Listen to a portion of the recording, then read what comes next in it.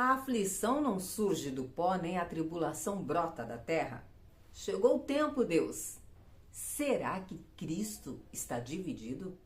Olá, seja bem-vindo ao estudo das Escrituras. Eu sou a Solange Lima e hoje vamos estudar estes textos, começando pelo livro de Jó. Jó quebrou o silêncio, amaldiçoou o dia em que nasceu, então agora os seus amigos, já que Jó quebrou o silêncio, começam a falar. O primeiro deles é Elifaz. E Elifaz introduz sua fala lembrando a Jó de que nos momentos em que as pessoas estavam angustiadas, Jó, em sua sabedoria, tinha conselhos para essas pessoas. E agora que ele está em aflição, ele parece ter esquecido daqueles conselhos. Conselhos estes que eram baseados no poder de Deus, no crer em Deus, no confiar na ação de Deus. E Elifaz então pega o gancho para dizer que os problemas não brotam do nada. Elifaz está dizendo a Jó com todas as letras que Jó, de certa forma, está colhendo algo que ele plantou. Ele está dizendo para Jó que os problemas não brotam do nada. A aflição não surge do pó, a tribulação não brota da terra. É essa a palavra que Elifaz diz a Jó. Pede para que Jó olhe para o seu coração, para a sua vida e veja onde ele está errando, porque na cabeça de Elifaz não faz sentido que um homem reto, justo, simplesmente sofra aleatoriamente. Tem que ter uma razão para isso. E esta é a grande questão humana. Os homens se perguntam o porquê do sofrimento humano. Quem planta o pecado e semeia o mal há de colher isto. E aconselha a Jó a buscar nele o que ele está fazendo de errado. Ele fala sobre as formas como Deus faz, como Deus age, mostrando que tem um conhecimento da ação de Deus, de como Deus corrige o homem. E depois diz a Jó, se fosse eu, se isso estivesse acontecendo comigo, eu faria isso. Eu buscaria procurar, encontrar onde eu estou errando. Mas tem duas falas de Elifaz que nos ensinam muito. Ele diz que é feliz o homem a quem Deus corrige. Não despreze a correção do Todo-Poderoso. É um alerta que Elifaz está fazendo a Jó e que cabe a nós. Como ser feliz por causa de uma correção? A própria Bíblia nos diz a resposta, porque Deus corrige o filho a quem ama. É sobre um pai corrigir um filho que ama, porque quer o bem deste filho. Por isso Elifaz está dizendo que é feliz o homem a quem Deus corrige. Elifaz completa esta fala dizendo: Deus abre a ferida, mas ele mesmo a trata. Ele fere, mas as suas mãos curam. E isso está registrado também no livro do profeta Isaías.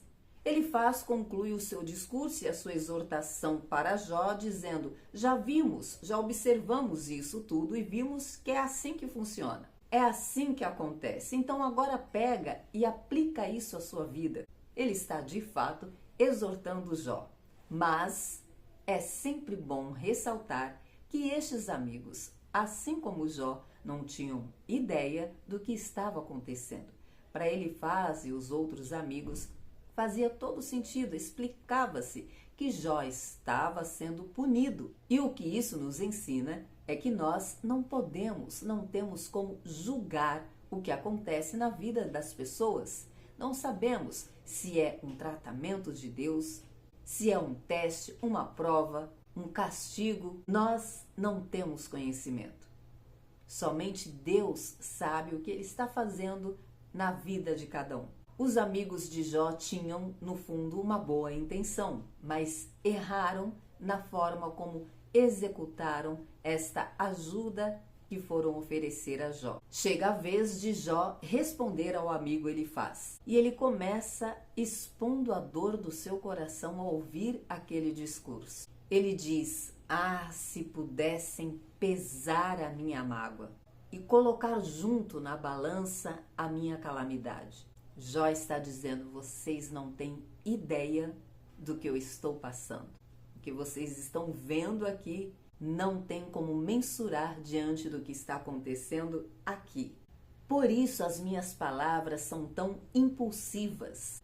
Jó está reconhecendo que ele se expressou realmente de forma impulsiva, que a fala dele, as palavras dele, o desabafo dele foram motivados pela dor da sua alma.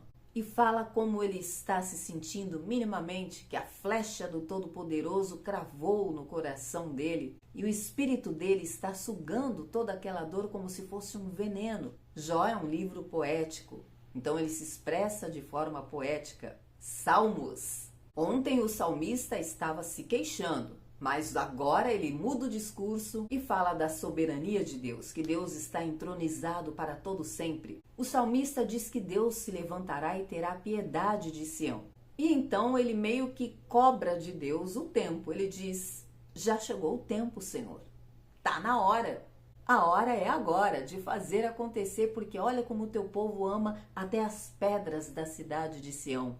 O contexto é a cidade de Sião, Jerusalém, totalmente destruída e o povo com esperança de reconstruir aquela cidade. Então o salmista entende que chegou a hora, o povo está clamando, o povo ama até as pedras da cidade, é o tempo do Senhor agir e reconstruir. E ele diz que quando o Senhor atender o clamor do desamparado de Sião, o nome dele será glorificado em toda a terra.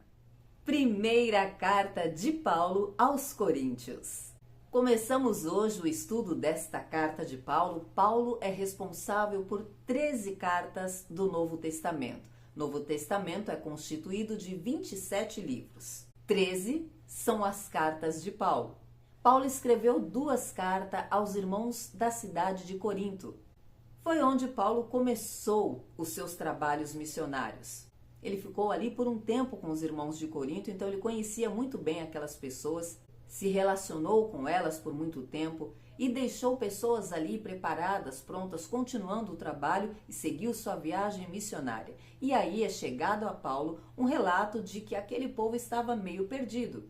Havia algumas confusões, dissensões no meio deles. Paulo então escreve esta carta entre uma viagem e outra para falar com esses irmãos sobre o que eles estavam vivendo, dando algumas direções e exortações, e ele vai focar em 5 pontos principais nesta primeira carta. Sobre divisões que estavam acontecendo no meio deles, sobre atividades sexuais ilícitas, sobre comida, e o contexto é o que é puro, o que é impuro, o encontro que eles faziam, o propósito desses encontros, das reuniões entre eles, o que estava sendo discutido nesses encontros. E aí ele introduz a visão de corpo, de que cada um tem uma função, cada um tem uma importância, e é preciso agir como um corpo, e foca no amor. A base de tudo é o amor. Na primeira carta aos Coríntios, Paulo fala muito sobre o amor, trazendo este princípio, este entendimento de que o amor é a base de tudo. E o outro ponto que Paulo aborda nesta carta é a ressurreição de Cristo.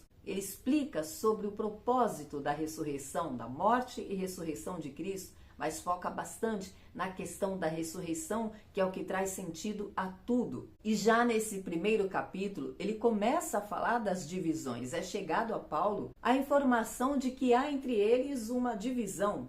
Uns acreditam mais e gostam mais de Apolo, outros preferem Pedro e outros gostavam mais de Paulo. Então Paulo os traz para o entendimento e a reflexão de que é Jesus, não é Paulo, não é Apolo, não é Pedro. E ele pergunta: quem foi que morreu na cruz? Foi Paulo? Quem batizou? Foi Paulo? A reflexão que Paulo está levando àquele povo é: foi Jesus que morreu por vocês. Foi em nome de Jesus que vocês foram batizados. Ele começou a carta dizendo da alegria dele de saber que na igreja de Corinto tinham todos os dons espirituais, mas se perderam nesse entendimento da verdade de Cristo, do Evangelho de Cristo, do propósito, perderam o foco, perderam o propósito. E Paulo aproveita para falar da sabedoria de Deus e de que o Evangelho tem um poder, a mensagem do Evangelho tem um poder de destruir a sabedoria do homem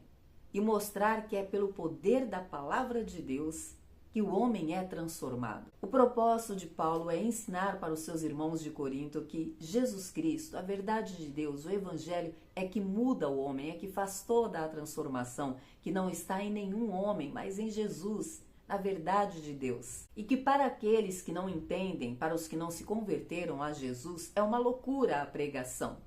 Não faz sentido algum, mas que foi do agrado de Deus que o homem fosse salvo pela pregação do Evangelho, por meio de crer no absurdo do Evangelho, que para os que foram chamados, tanto judeus quanto gregos, Cristo é o poder de Deus e a sabedoria de Deus. Paulo está ensinando que, para aquele que não crê em Deus, o Evangelho é loucura. Mas Deus veio confundir o homem sábio, o culto, para que não fosse possível o homem compreender a Deus com o seu próprio entendimento. Mas Deus é que se revela. É através do entendimento da mensagem da cruz que Deus é revelado ao homem e ele é salvo. É loucura para os que não creem, mas plena sabedoria e conhecimento de Deus para os que creem, para os que são alcançados pela graça da loucura da pregação. Esta é a primeira mensagem no início da carta de Paulo aos Coríntios. Até amanhã, se Deus disser que sim.